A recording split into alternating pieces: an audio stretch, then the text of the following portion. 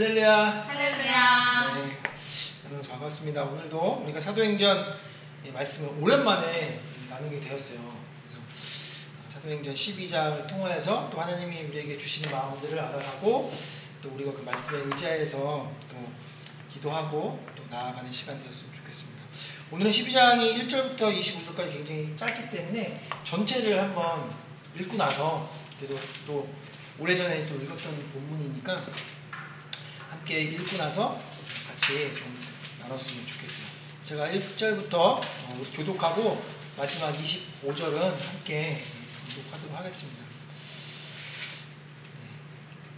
함께 읽겠습니다. 그때 헤롯 왕이 손을 들어 교회 중에서 몇 사람을 해하려 하여 요한의 형제 야고보를 칼로 죽이니 유대인들의 이 일을 기뻐하는 것을 보고 베드로도 잡으려 할세 때는 무교절 기간이라. 잡음에 옥에 가두어 근육 내시신 느헤에게 맡겨 지키고 6월절 후에 백성 앞에 끌어내고자 하더라.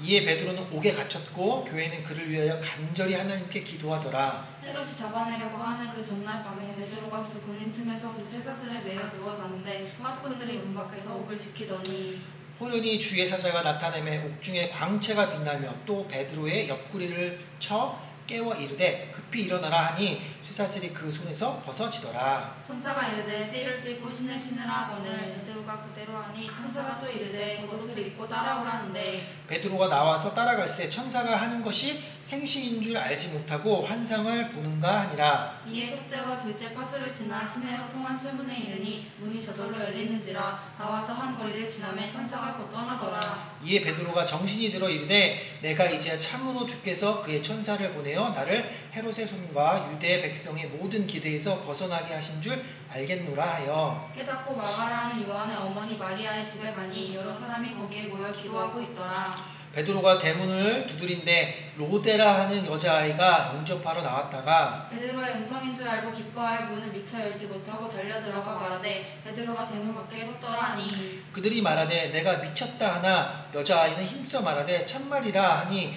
그들이 말하되 그러면 그의 천사라 하더라. 베드로가 문 두드리기를 그치지 아니하니 그들이 문을 열어 베드로를 보고 놀라는지라.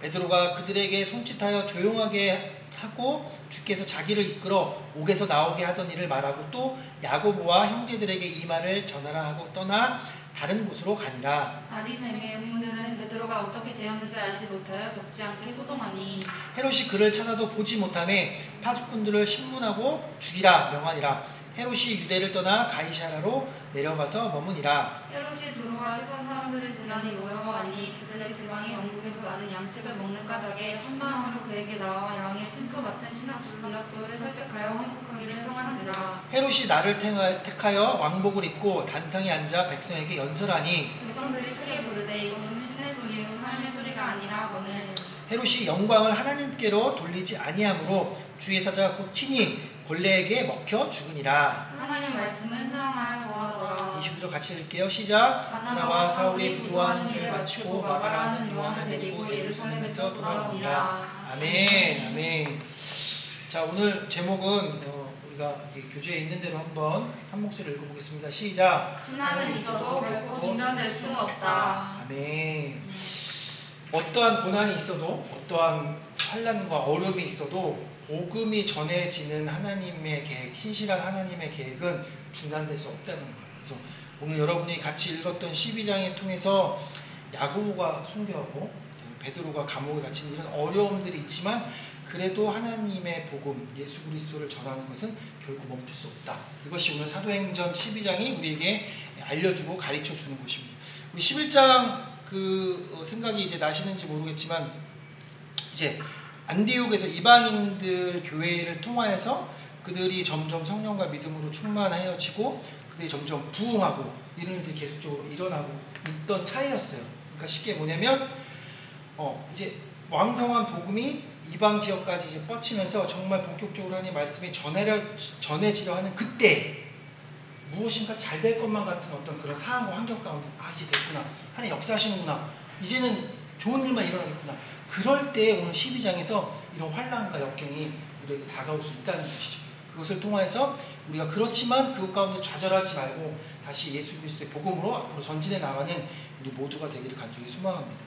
네, 교재를 잠깐 보시면 이제 바나바와 누가 안디옥 교회 성도들의 구원을 가지고 예루살렘에 올라가는 그런 길이었어요. 바나바가 누굴까요?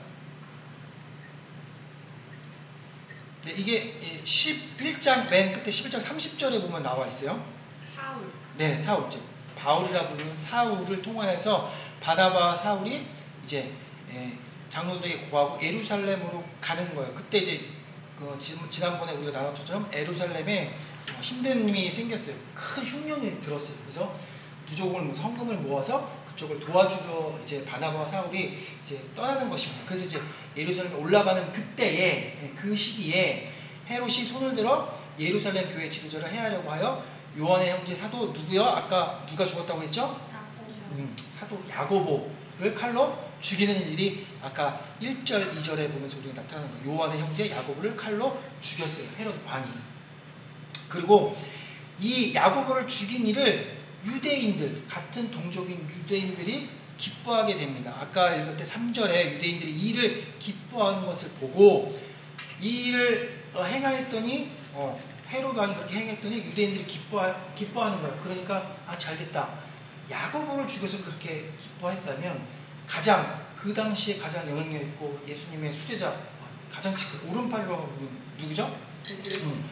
베드로까지 잡고 체포하고 죽이면 얼마나 좋을까라는 생각을 하게 된 거죠. 그래서 유대인들이 기뻐하는 것을 보고 이제는 거물급 아예 그냥 오른팔 베드로를 잡아야 되겠다는 생각을 갖고 베드로를 잡아 죽이려고 체포했습니다. 근데 그때가 여기 말씀에 있는 대로 그 무교조일인 기간이기 때문에 그러니까 그때 당시 이스라엘 민족의 명절이기 때문에 그 사람을 처형한다든지 그 사람 박해하는 것들은 좀 그 기간을 피해서 우리도 예를 들어 추석이나 설날에 안 좋은 일들을 행하진 않잖아요.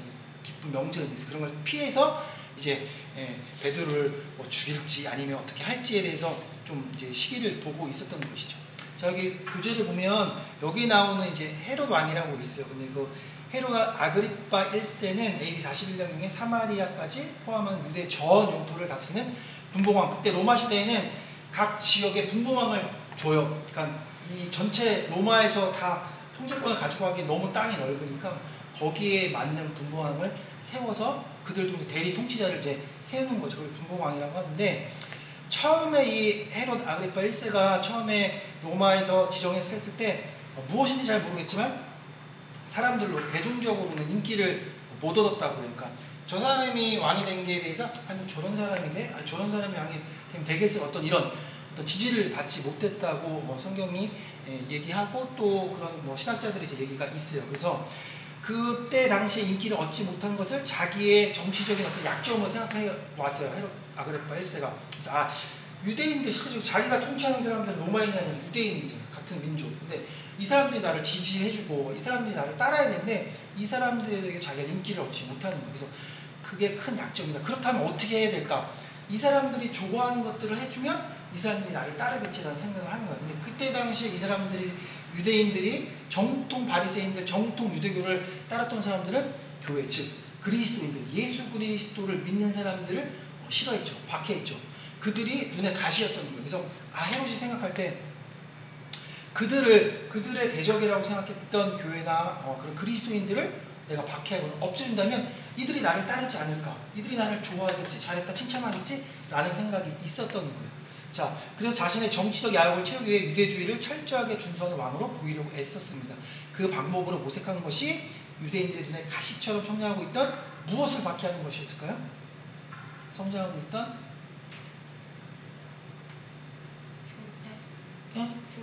교회.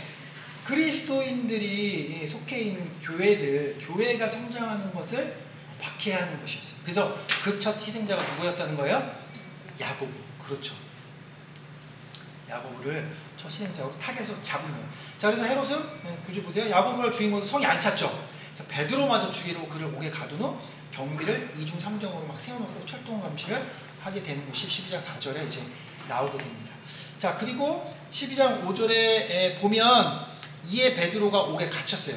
그런데 교회는 그를 위하여 간절하게 무엇을 했죠? 기도. 네, 5절에 보면 간절히 기도를 했죠. 네. 교회는 걱정했어요. 성도는 걱정한 거. 야고보 사도가 죽었고 이제 베드로까지 잡혔으니 우리의 우리를 함께하는 우리로 말하면 뭐 목사님이 될 수도 있고 전도사님이 될 수 있는 그런 베드로가 마저 지금 잡혀 있다면 얼마나 심란하고 그들 마음 가운데 걱정과 염려가 있겠어요. 그래서 그때 당시에 그들이 취했던 것은 환난과 박해 가운데서 합심해서 기도했다는 거예요. 하나님한테 이 문제를 구하고 하나님께서 이 일을 해결해 달라고 그들 마음 가운데 있었기 때문에 간절히 5절 보면 간절히 하나님께 기도했다. 우리도 마찬가지예요. 우리가 어떤 교회에 어떤 일들이 일어나고 성도들이 뭐 질병이 있고 무슨 문제가 생기고 있을 때 우리가 해야 될 자세 스탠다드는 뭐예요? 그들을 위해서 간절하게 합심해서 기도하는 거예요. 그래서 우리가 기도 제목 나눌 때 누가 급하게 굉장히 아프신 분들을 위해서 우리가 예배 시간에 올려드리고 같이 성도들이 기도하는 분들이 많잖아요. 그렇게 교회가 해야 될 일은 환난과 박해 가운데서도 합심해서 그 문제를 위해서 우리가 함께 기도해야 된다는 것이죠. 교제를 계속 따라오세요. 예루살렘 교회 사도들에게 임한 박해는 박해 위험 속에 처한 오늘날의 교회와 누가 해야 할 일들을 가르쳐주고 있을까요? 그렇죠. 교회와 성도들이 어떻게 해야 되느냐. 이 사건을 통해서 지금 2021년을 사는 우리에게 코로나가 다가오고 더한 이단의 공격들이 오고 이렇게 했을 때 교회와 성도들이 어떻게 해야 되는 거에 대해서 오늘 사도행전이 가르쳐주고 있습니다. 교회는 사회가 주는 위협, 이게 사회적인 정치적인 사회적인 그런 위협 아니겠습니까? 또는 우리가 또 지금 어떤 교회 예배를 못하게 한다든지 아니면 교회를 탄압하는 일들이 분명히 이런 사회적으로 있을 수가 있어요. 그런 사회가 주는 위협과 도전에 능히 우리가 대처할 뿐만 아니라 사회 속에서 하나님 나라의 확장을 적극적으로 해야 된다는 것이죠. 움츠릴 수 있죠. 그런데 거기에 포기하면 안 되고 우리가 하나님 나라를 위해서 확장하기 위해서 기도함으로 함께 모여 기도함으로 그것을 타개해 나가야 되죠. 교회는 인간적인 생각과 개인 중심적인 생각을 버리고 하나님과 하나님 나라의 의를 위하여 사회 속에서 무엇을 증언함으로써 부패한 사회를 정화하는 일에 앞장서야 될 거예요. 무엇을 증언해야 될 거예요. 말씀 또 예수님이 우리에게 전해주는 좋은 소식이 뭐예요? 복음. 네, 복음. 복음을 전해야 되죠. 핵심적인 게 뭐예요? 예수님 그리스도시다. 예수님 하나님의 아들이시다. 그리고 예수 그리스도를 통하여서만 우리가 구원을 받는다는 그 기쁜 소식을 우리가 사회 속에서 우리 이 어떤 정치적인 사회적인 어떤 이런 행태 가운데서 하나님의 나라를 위해서 그것을 선포해야 되죠. 증언해야 되는 거죠. 어떤 환난과 어려움이 있어도 이제 앞으로 우리가 계시록에 써 있는 대로라고 하면 당연히 그 일이 일어날 것이고 우리가 예수 믿는 사람들이 점점 예배드릴 수 없고 교회 갈 수 없는 일이 분명히 일어납니다. 환난과 어려움을 닥쳐오게 돼 있어요. 근데 그럴 때 우리가 어떻게 되겠어요? 예수님 믿지 마. 너 죽어. 안 믿을게요. 저 죽기 싫어요. 물론 처음에 그럴 수도 있겠지만 우리가 그 앞에 그래도 당당하게 하나님이 우리에게 허락하신 그 복음을 당당하게 전해야죠. 나 예수님 믿어. 예수님 살아계신 거 맞아. 네가 어떤 불이익을 갖다 주는 사회적으로 힘들게 할지라도 나는 예수님을 포기하지 않을 거야 라는 그런 그리스도의 당당한 모습이 우리 안에 있어야 될 줄 믿습니다. 자, 사회 속에서 복음을 증언해서 부패한 사회, 예수님 없는 사람, 복음 없는 사회를 우리가 정화하는 일, 그게 하나님께서 우리를 통하여서 원하시는 사명이고 우리에게 주신 임무예요. 자, 사도행전 4장 19절부터 한번 전에 읽었던 말씀인데요. 같이 한번 읽어볼까요? 오늘 어때? 좀 약간 캠핑 분위기도 나고 이렇게 저희가 좀 바꿔봤습니다. 오셔서 마지막 여름의 끝자락을 잡고 4장 19절 한 목소리로 읽겠습니다. 시작. 베드로와 요한이 대답하여 이르되 하나님 앞에서 너희의 말을 듣는 것이 하나님의 말씀을 듣는 것보다 옳은가 판단하라. 아멘. 기억나십니까 이 말씀? 네.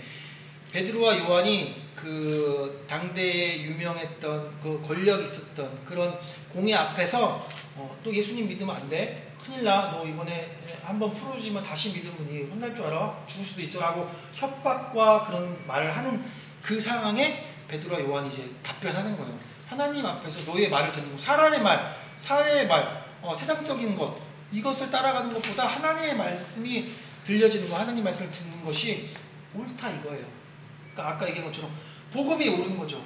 예수 그리스도를 믿어야만 우리가 생명을 얻고 영원한 구원을 얻는다는 것에 그 진리 가운데 우리가 타협하면 안 되죠. 다른 것에. 야, 예수님 꼭 그렇게 믿어야 돼? 좀 나라에서 하거나 뭔가 지시가 있을 때는 하지 마. 좀 안 믿는 척하면 안 돼. 그런데 우리는 그렇게 하는 것이 아니라 무엇이 옳은지를 그들에게 선포를 해야 되겠죠. 만약에 죽음이 올지라도 사실은 우리가 언젠가는 그런 날이 분명히 오지 않겠습니까? 예수님 믿으면 너 모든 나라에서 지금 대응되는 거 학교도 못 가게 직장도 못 가게 너 모든 생활 문화생활도 못하게 할 거야. 어느 순간 그렇게 되는 날이 와요. 적그리스도가 나타났을 때. 그러나 우리는 거기에 포기하지 말고 당당하게 하나님 말씀을 따르는 것, 하나님을 선택하는 것을 우리가 따라갈 줄 믿습니다. 자, 5장 29절 넘기서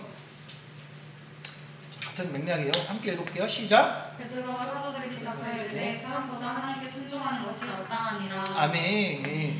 사람의 말을 따를 것인가 아니면 하나님의 말씀을 따를 것인가 우리는 매 순간 그런 결정과 선택과 우리가 나아갈 길을 정해야 돼요. 근데 오늘 베드로와 사도들이 얘기하는 것은 무엇이에요? 하나님께 순종하시는 것이 마땅하다. 그 세상 보기에 굉장히 어리석게 보일 수도 있죠.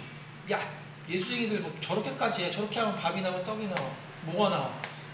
그렇게 어렵다는데 그거 잠깐만 그 자리에서 피하면 될 것 같다가 하지만 하나님의 말씀을 순종하는 것이 마땅하다라고 하고 하나님께서는 그것을 통해서 우리의 믿음을 보시기를 원하시는 것입니다. 고린도후서 4장 5절 시작. 우리를 전파하는 것이 아니라 오직 그리스도 예수의 주 되시는 것과 또 예수를 위하여 우리가 너희를 돕는 것을 전파하니라. 아멘. 이게 뭐죠? 예수 그리스도 주 되신 것을 전파하는 게 뭐예요? 복음이죠. 이게 복음인 거잖아요.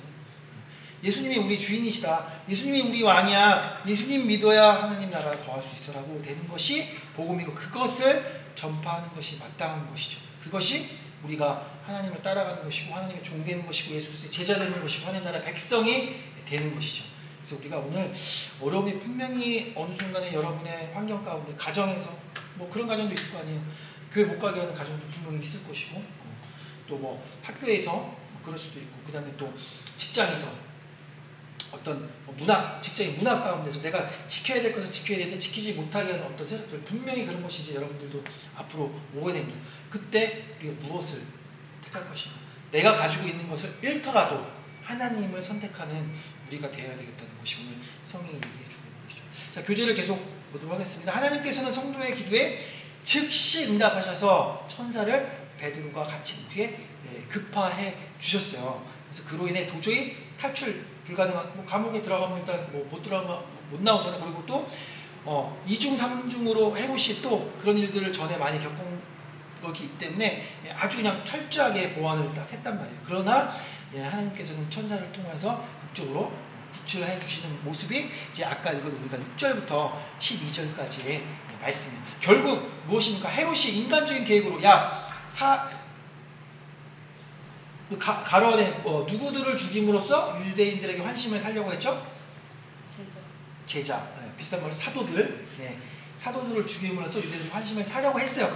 그렇게 해서 자신의 인기, 아까 유대인들, 전통 바리새인들의 어떤 인기도 얻고 또 권력 유지. 내가 이 많은 사람들한테 지지를 얻어야 돼서 정치 우리 대통령 할 때 많은 사람들이 좋아해주고 따라와야죠. 그런 것을 유지하겠다는 계획, 인간적인 계획. 이렇게 하면 되겠지. 제자 한 명 죽여서 사도 한 명 죽이면 되겠지라는 이런 계획은 숲으로 돌아오고 말았죠. 왜요? 베드로를 하나님께서 구원해 나셨으니까. 그래서 4절에 보면 군사 내패에게 맡겨 감시한 것과 백성들의 반감을 사지 아니라고 유월절에 천영하지 않는 것과 잡아둔 것과 모두가 실패하는 거예요. 아무리 철저하게 지키면 천사가 그냥 문 열어가지고 내보내니까 베드로 그냥 쫙 나가고 있는데 그래서 오히려 베드로는 평온하게 잠들 수 있었고 하나님의 권능으로 구출될 수가 있었습니다. 결국 고난과 박해 가운데서도 교회를 위로하시고 복음을 전파하시기 위한 하나님의 무엇은 진행형이었을까요? 그렇죠. 하나님의 계획, 신실하신 계획. 예루살렘과 유다와 사마리아 땅끝까지 내 증인이 되리라고 하신 그 하나님의 말씀, 변하지 않는 그 말씀은 계속적으로 진행 중이었던 것이죠. 그래서 인간의 어떤 계획도 사람의 힘으로 하나님이 하시는 일들은 절대 나올 수 없다는 거 우리가 깨닫고 마찬가지로 우리가 어느 때는 하나님이 우리에게 허락하신 일들이 분명히 있어요. 근데 우리 생각에 그걸 하기 싫을 때가 분명히 있죠. 이것을 꼭 해야 되나? 또는 어려움이 차가우면 잠깐 세상에 타협해가지고 이렇게 넘어갈 수 있지 않을까라는 생각들이 있지만 그런 것들을 택하는 것이 아니라 하나님의 계획, 하나님의 선하신 계획. 내가 아무리 발부둥 쳐봐야 결국 하나님이 원하시는 대로 가시지. 내가 뭔가 다르게 행동한다고 해서 하나님은 그 계획을 바꾸지 않으십니다. 하나님의 계획은 태초부터 우리를 구원하시고 그 복음을 땅끝까지 이르러서 모든 인류를 하나님의 사람으로 만드시는 것이 하나님의 계획이기 때문에 절대로 변하지 않는다는 것이죠. 그래서 우리가 깨달아야 돼요. 자, 근데 우리가 이런 의구심을 좀 들 수가 있어요. 보면 하나님께서 동일한 사도인데 야고보는 죽었잖아요. 근데 베드로는 어떻게 했어요? 살려주셨잖아요. 살려주셨어요. 네. 또 야고보와 요한은 형제예요. 물론 형제인데 야고보는 이렇게 일찍 죽었고 요한은 뭐 반모섬에 갇혀서 거기서 유배 생활을 했지만 그래도 한 100세까지 평안이라면 평안은 아니지만 그래도 야고보보다 훨씬 장수하면서 이렇게 살았어요. 그러면 우리가 믿음의 눈으로 보는 것이 아니라 우리의 그냥 편견이나 우리의 어떤 세상적인 눈으로 봤을 때 야고보는 왜 이렇게 일찍 죽었나? 예수님한테 밉보였나? 평소에 잘 못했나? 그리고 베드로와 요한은 사실 굉장히 더 측근이기 때문에 뭔가 공생의 기간 동안에 더 예뻐해가지고 더 오래 살았나? 이런 생각을 우리가 할 수도 있잖아요. 근데 중요한 것은 하나님은 사람에 대해서 하나님이 바라보신 관점에서 사람의 행위대로 편애하시는 분이 절대 아니시라는 것이죠. 그리고 또 여기 써있지만 속된 말로 오래 살면 정말 제가 장땡입니까? 그래서 저는 오래 사는 게 복입니까? 물론 장수하는 게 복일 수도 있지만 그 삶 가운데 굉장히 오래 살기만 하면 그것이 좋은가라는 것을 생각해 볼 수가 있어요. 창세기 5장 보면 인류 역사에서 가장 오래 산 사람이 있어요. 모드셀라라고 있어요. 에녹의 손자인데 몇 살까지 살았다고 써있어요? 969세. 네, 969세. 엄청 오래 살았죠. 거의 1000년 가까이 살았어요. 근데 성경에 보면 이 사람이 한 일이 뭐냐면 그냥 먹고 자고 자녀들 많이 낳고 그냥 죽은 거예요. 성경에 써있는 그 표현들은 그거밖에 없어요. 그냥. 근데 대신 굉장히 오래 살았어요. 자, 그런데 이렇게 오래만 사면 뭐하냐? 정말 여러분 삶 가운데 무조건 내가 어떻게 했는지 발버둥 쳐서 오래 살면 그것이 하나님 보시기에 좋은 거고 세상 사람들 보기에 좋은 거냐 이거죠. 에녹은 365년 삽니다. 근데 하나님께 그냥 직접적으로 죽음을 보지 않고 그냥 하나님한테 들려갔어요. 하나님과 동행하는 삶을 살았죠. 어떻게 보면 365년 산 에녹하고 969년 사는 무드셀라 딱 보면 우리도 그렇잖아요. 어디 장례식장 가보면 70살에 죽어서 아이고 너무 일찍 죽으셨다. 그리고 90살, 100살 되고 아이고 그래 복 받았네 이렇게 얘기하잖아요. 정말 그렇냐 이거죠. 하나님의 관점은 그렇게 우리가 보는 게 맞냐 이거죠. 하루를 살더라도 뭔가 의미 있고 가치 있는 일, 하나님의 기준에서 바라봤을 때 하나님을 닮아가고 하나님 나라를 확장하는 것에 하나님과 동행하는 삶이 중요한 것이지 무조건 오래 산다고 더 복 있고 하나님께서 더 귀하게 살겠다는 건 아니죠. 어떤 면에서 보면 사도 야고보는 하나님 나라의 1등으로 뽑히는 거죠. 그 많은 제자들이 1등으로 천국 가는 거예요.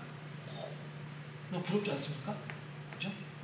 우리 그렇게 일찍 천국 가기를 축복합니다. 네. 그래서 가론에 뭐가 있어요? 천국에 제일 먼저 입사하는 거예요.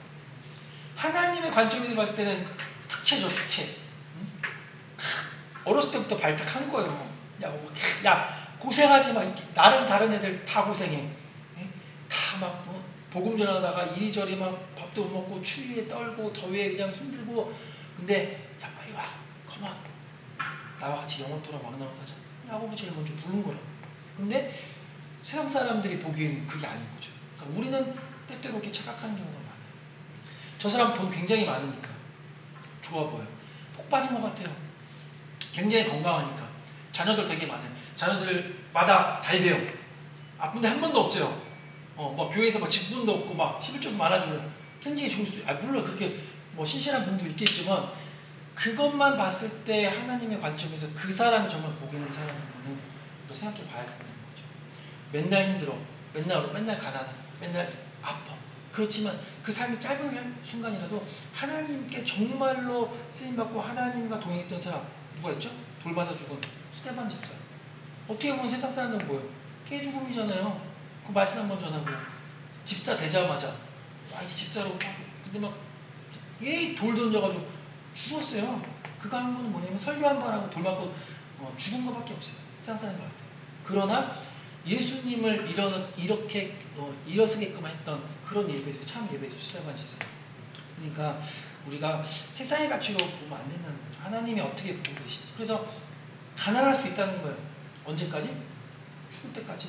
단 한 번도 돈에서 자유롭지 못하고, 그리고 평생 아플 수 있다는 거예요. 평생 이렇게 셋이 예배 드릴 수 있다는 거예요.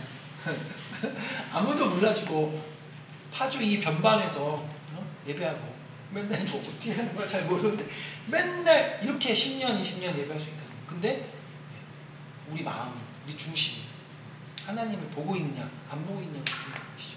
자, 이제 구충날 베드로는 성도들이 아까 합심해서 기도했잖아요. 우리 베드로 사도 살려주세요. 뭐 그렇게 기도하지 않겠습니까? 하나님 우리 은혜를 부어주세요. 이렇게 베드로는 성도들이 모여 기도하고 있는 마가 요한의 어머니 마리아 집으로 갔어요. 그리고 거기 있던 사람들에게 주께서 자기를 이끌어 옥에서 나오게 한 일을 설명하고 예수님의 동생이자 예루살렘 교회의 지도자인 야고보, 아까 그 야고보랑 틀린 거예요. 장로들에게 이 사실 알려주라고 말한 후 그곳을 떠나 다른 곳으로 피신했습니다. 라는 것이 우리가 여기부터 12절부터 17절까지의 말씀이에요. 자, 근데 여기서 우리 좀 생각해 봐야 될 것은 아까 이들이 기도했잖아요. 기도했다는 건 뭐예요? 믿음을 가지고 했겠죠. 우리가 기도할 때 믿음 없이 기도합니까? 하나님, 이걸 꼭 이루어 주십시오. 하나님 뜻을 좀 이루게 해 주십시오라고 우리 기도할 때, 이건 뭐 안 이루어질 거야. 기도해봤자. 근데 기도는 해야 되니까 하는 거지. 라고 하는 기도하고 정말 하나님 부르짖을 때 하나님께서 응답하실 것을 믿습니다. 우리의 작은 신음에도 응답하시는 하나님, 그리고 믿고 구한 것은 받은 줄 믿으라고 하신 그 하나님 예수님의 말씀 믿고 의지하면서 기도하겠습니다라고 기도해야 되겠죠. 근데 이 사람들이 분명히 합심해서 아까 뭐라고 하셨어요? 간절히 기도했대요. 근데 베드로가 나와서 어린 여자의 로데라는 아이가 베드로 사도가 돌아왔어요 라고 하는데 이들이 기도하고 나서 안 믿는 거예요. 기도했어요. 뭘 기도했겠어요? 베드로 사도가 거기서 풀려나서 교회로 컴백하는 걸 기도했을 거 아니에요. 근데 안 믿는 거예요. 무슨 소리냐고. 아닐 거라고 얘기를 하는 거예요. 근데 로데는 믿었죠. 정말 베드로를 받고.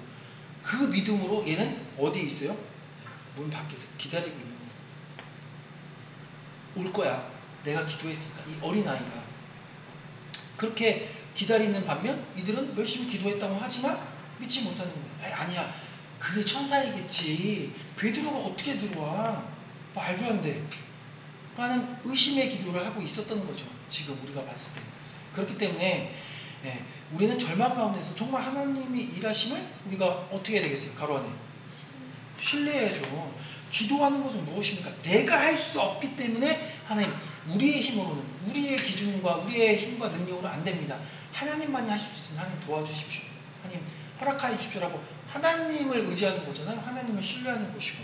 근데 우리의 기도가 지금 어떤 방향으로 섰는지를 점검해 봐야죠. 기도는 하는데 의심이 들어와. 기도하면 되겠어?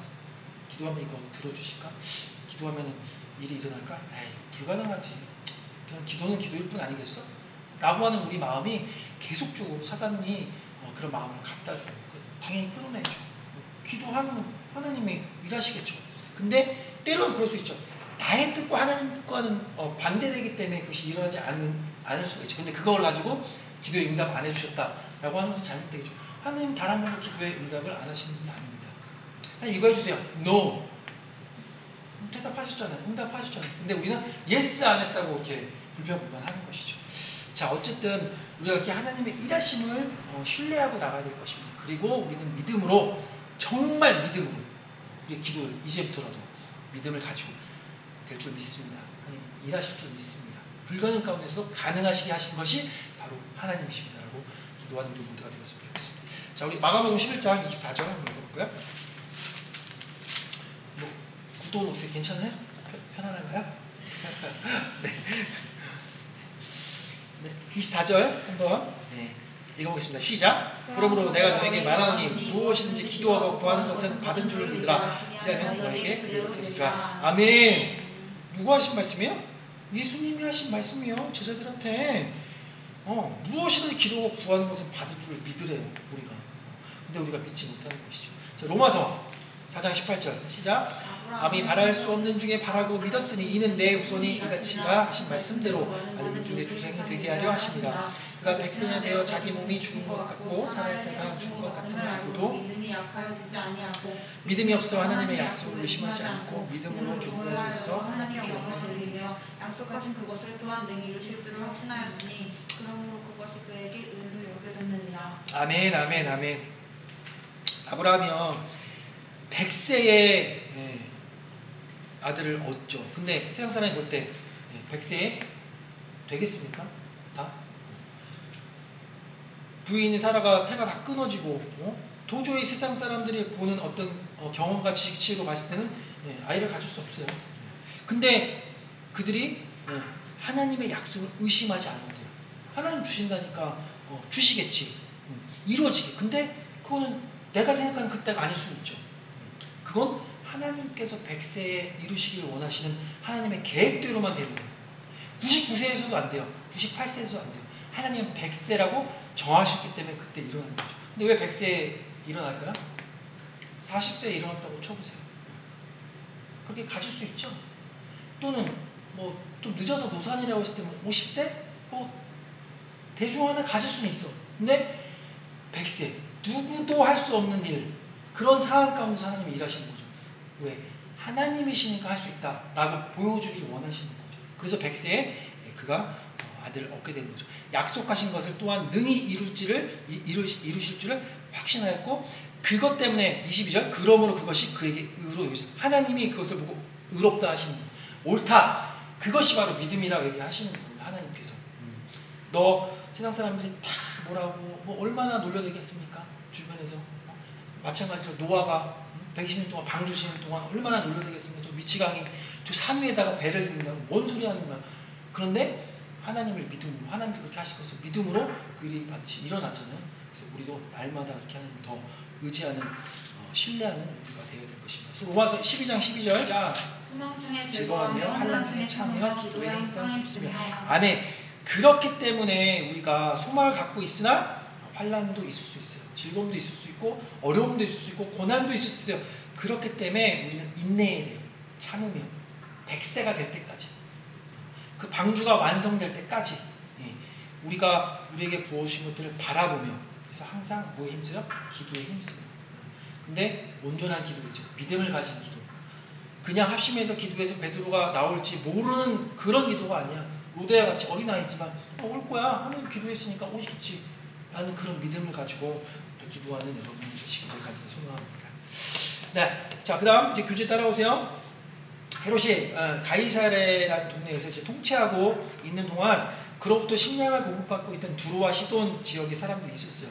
근데 뭔지는 잘 모르겠는데 헤롯을 좀 이렇게 노하게 한 열받게 하는 일들이 있었나 봐요. 그래서 이들이 행여나 식량 공급이 중단될까봐 언짢게 하는 야 얘네들 식량 주지 마 이렇게 할까봐 무서워서 헤롯이 측근 블라스도에게 청탁과 화해를 요청했습니다. 그래서 헤롯은 두로와 시돈 백성들의 제의를 수용하여 한 날을 지정한 그날에 화려한 왕복을 차려입고 그들 앞에서 연설을 했어요. 그게 이제 우리가 아까 읽었던 12장 20절부터 22절의 말씀이에요. 왕복을 입고 단상에 앉은 백성에게 쫙 연설을 했어요. 자, 그래서 연설을 듣던 백성들이 이제 왕에게 잘 보이기 위해서 마음에도 없는 아첨의 말을 뱉기 시작한 거예요. 22절을 한 번만 다시 한번 읽어볼까요? 시작. 이것은 신의 백성들이 크게 부르시. 네. 네, 시작. 백성들이 크게 부르되 이것은 신의 소리요 사람의 소리가 아니라 하거늘. 네. 백성들이 아부하는 거예요. 사람들한테. 사람 헤롯한테. 어머 신의 소리와 같다.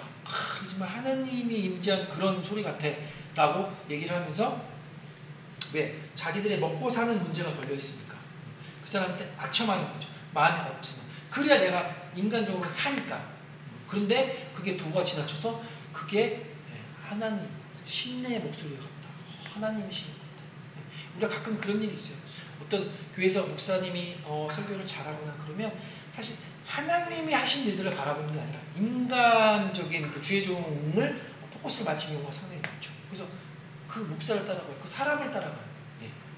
근데 그것은 다 하나님이 하시는 거죠. 하나님이 그 사람을 그때 당시에 필요하시기 때문에 쓴 것 뿐이죠. 그래서 우리가 착각하면 안 되는 것이 이 모든 것들이 하나님이 하셨구나. 그래서 우리가 해야 될 것은 하나님께 영광을 돌리고 하나님께 찬양해야지 사람을 보고 해서는 안 된다는 것이죠. 어쨌든 이들이 그냥 마음에 있는 소리가 아니라 그냥 아첨하는 소리를 했어요. 그랬더니 23절도 한 번 더 읽어볼까요? 23절, 12장 23절 시작. 영광을 하나님께 돌리지 아니하므로 주의 사자가 고치니 벌레에게 먹혔으니라. 아멘. 헤롯이 그 말을 듣고 당연하다라고 생각합니다. 하나님께서 받아야 될 영광을 하나님께 돌리지 않았어요. 우리가 가끔 그런 일이 있어요. 하나님께 영광 돌립니다 라고 했을 때 근데 우리가 뭐 어떤 예배에서 예배 사역을 하고 뭘 했는데 사람들이 막 칭찬해. 사람들이 막 좋다고 해. 어머 이렇게 찬양을 잘하세요. 어머 이렇게 말씀을 잘하세요. 어머 너무 너무 뭐 좋아요 라고 했을 때 가끔 우리에게 들어오는 생각들이 있죠. 인간적인 생각들. 잘했나 봐. 근데 그 모든 것들은 우리에게 돌릴 것이 아니고 하나님만 하셔야죠. 아닙니다. 하나님이 하셨습니다. 우리의 고백은 하나님 하셨어요. 저희는 아무것도 아닙니다. 하나님이 모든 것을 하셨고 저희는 그저 사용된 도구일 뿐입니다. 하나님께 함께 찬양해요 라고 우리가 고백이 나와야 되는데 오늘 헤롯은 어떻게 했냐면 오케이 그렇지 나 그만큼 인정받을 수 있지 나 그 정도의 위치는 되는 거지 착각하게 만드는 거죠. 사단이 나 하나님인가 봐. 그것을 창세기 3장의 맨 처음에 사단이 아담한테 심어주죠. 너 하나님처럼 될 수 있다니까? 너 이거 먹으면 하나님처럼 돼. 절대 죽지 않아. 착각하지만 먹어봐. 하한테 그렇게 꼬시는 거예요. 그래서 사단이 우리에게 하나님과 동일시된다. 우리가 왕 되는 거. 우리 주인 될 수 있어. 왜? 너 인생 너의 거잖아. 네 몸이잖아. 네 돈이잖아. 네 건강인데? 네 시간인데? 너 원하는 대로 쓰면 어때? 라고 계속적으로 사단이 우리에게 잘못된 생각을 갖다 주는 거죠. 근데 우리는 해야 될 것은 오직 하나님 영광 받아 주시옵소서. 하나님만 드러나길 원합니다. 예수님만 드러나길 원합니다. 그렇게 우리를 사용해 주십시오. 라고 우리가 기도해야 되고 실제로 그렇게 사역하고 예배 드려야 되겠죠. 그래서 이 말에 대해서 그들을 만류하기까지 오히려 아참소리를 드렸습니다. 당연히 돌려야 할 무엇을? 영광을 하나님께 돌리지 않자 주의 사자가 헤롯을 쳤죠. 그래서 벌레가 나서 벌레한테 한날 벌레에 먹혀 죽게 되는 것입니다. 자, 여러분, 여러분의 영광, 그러니까 우리가 듣는 뭐 사람들의 말, 우리가 얻게 되는 여러 가지들 이것은 다 하나님에 속한 것이죠.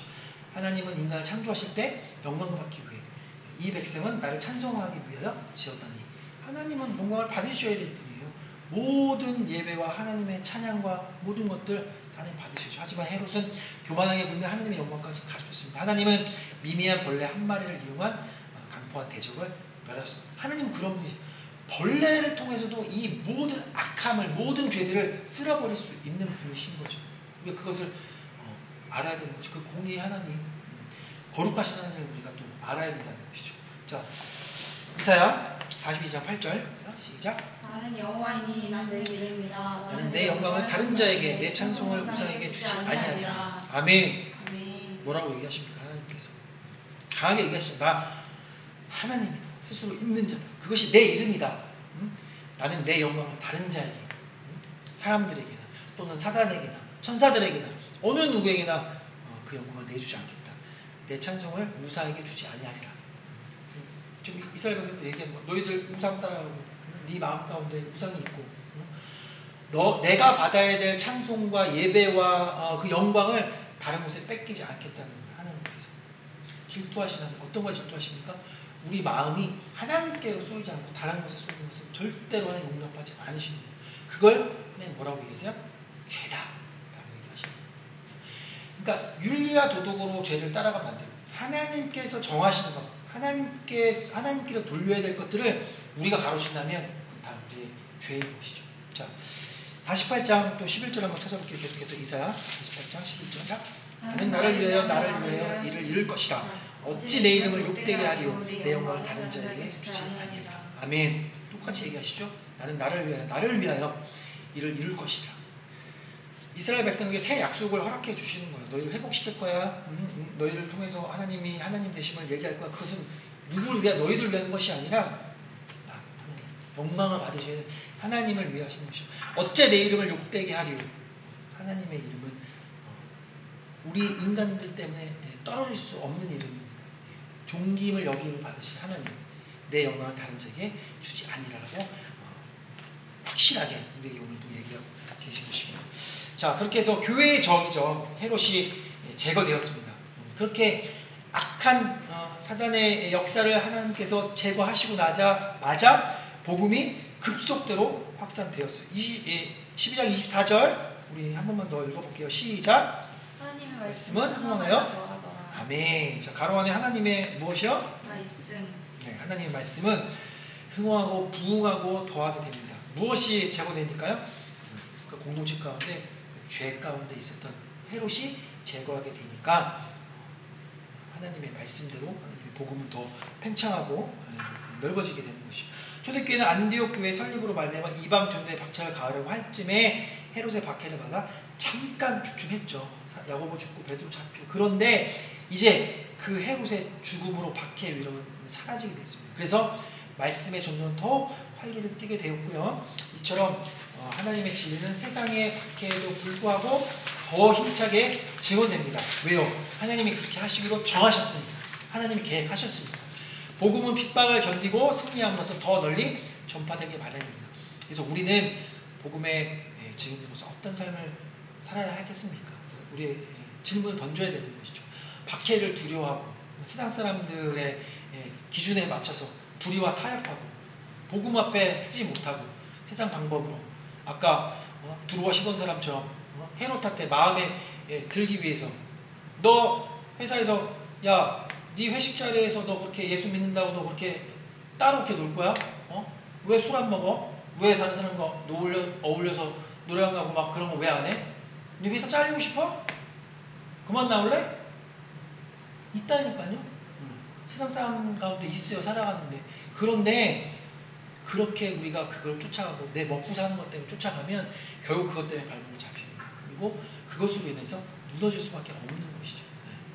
들어오시던 사람이 자기 먹을 거 안 줄까봐 헤롯이 아첨하는 거예요.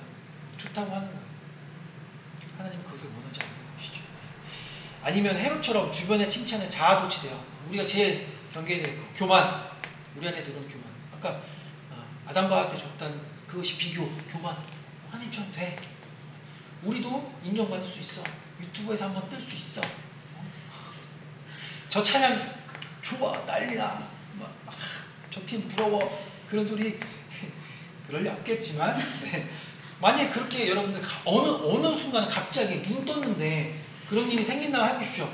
여러분 마음 안에 이거는 정말 힘든 거예요. 스물스물 교만을 몰라요. 우리 인간이 어디서 봤어. 근데 갑자기 조회수 오면 2만 3만 찍혀 하루에. 지키기 어렵습니다. 마음이. 다른 사람한테 얘기 안 해도 우리 새끼리는 아니면 둘이끼리는 야 아니 난리 하트 막 엄청 막 날라오는데 막 어떻게 할 거야. 인스타 막 관리가 안 되고. 응? 근데 그게 우리가 받아야 될 영광입니까? 아니죠. 우리는 그냥 마른 막대기처럼 하나님이 쓰시니까 쓰신 것 뿐이죠. 다 모든 것이 하나님의 은혜인 거죠. 근데 헤롯처럼 그 정도 됐지. 우리 그 정도 고생했으니까 이 정도는 좀 인정받아야 되는 거 아니야? 그런 것부터 시작이 되는 것이죠. 그래서 우리 주 예수 그리스도를 말미암아 우리에게 승리를 가져주신 하나님께 늘 감사해줘. 그저 감사. 그저 은혜입니다. 은혜입니다. 오늘도 우리가 이렇게 예배하는 거 지난주에 했던 것들 생각이 안 나가지고 처음에 했지만 또 이렇게 찬양하니까 또 오는 거예요. 우리가 뭐라고 우리가 저런 걸 또 할 수 있으니 또 아까 다른 교회 갔다 오면서 같이 교제 나누면서 했던 것들 우리가 뭔데 같이 예배를 같이 드리고 하는 이런 영광스러운 자리에 하나님께서 우리를 부르실까라는 어떤 그런 마음들이 있더라고요. 그래서 하나님 감사하고 굳세 믿음으로 주님의 일에 그렇게 하나님 우리를 이렇게 예배케 해야죠. 그러면 더 힘써 예배해야지, 더 섬겨야지, 더 헌신해야지. 하나님이 기회 주실 때 하나님이요 우리에게 맡겨주신 것도 정말 그때가 있어요. 일할 때가 있고요. 하나님이 쓰실 때가 있어요. 근데 그걸 몰라요. 특히 우리 젊은 세대들은 잘 몰라요. 그때 젊고 어떻게 볼 때는 정말 세상 사람들 볼 때 건강하고 제일 쓰임받기 좋을 때 우리는 그런 말 굉장히 많이 하잖아요. 좀 나이 들면 할게요. 지금 좀 바쁜 거 하면 대학교 졸업하면 할게요. 결혼한 다음에 할게요. 뭐 한다면.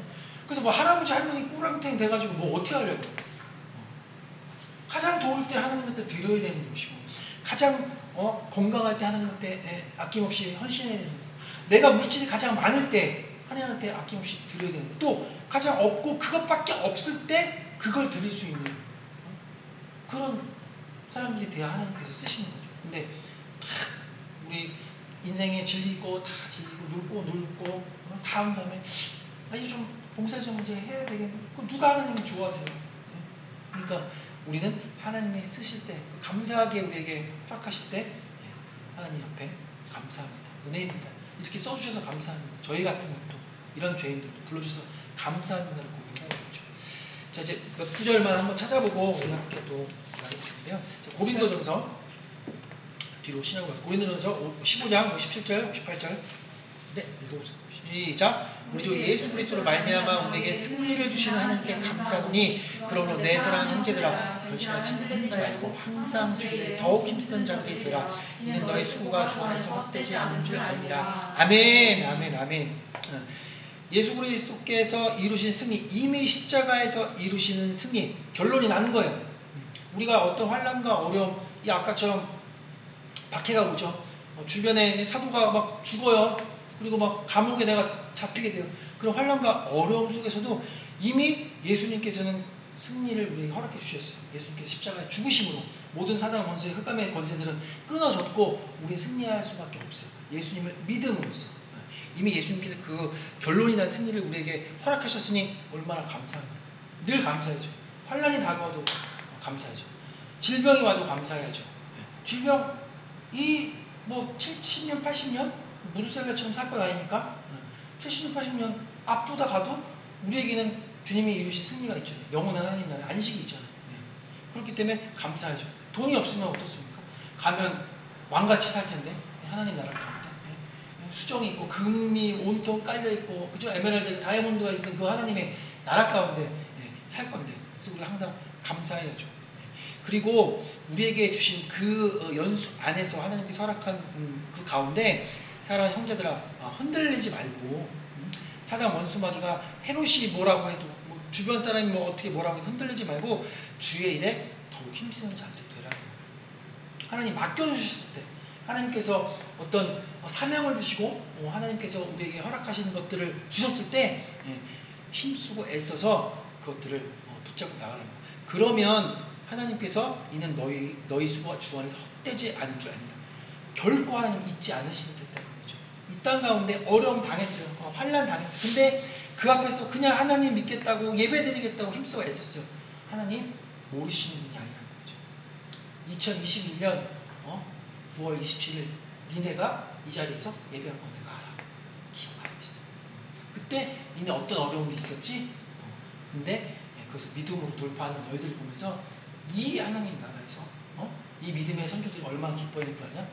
야고보, 베드로, 아브라함이 같이 기뻐했어요. 너희들을 보면서. 그것을 우리가 늘 잊지 않으면 되겠습니다. 자, 마지막 계시록 3장 8절부터 10절까지 시작. 볼지어다 내가 내 앞에 열린 문을 두었으니 능히 닫을 사람이 없으리라. 내가 내 힘을 아노니 내가 작은 능력을 가지고서도 내 말을 지키며 내 이름을 배반하지 아니하였다.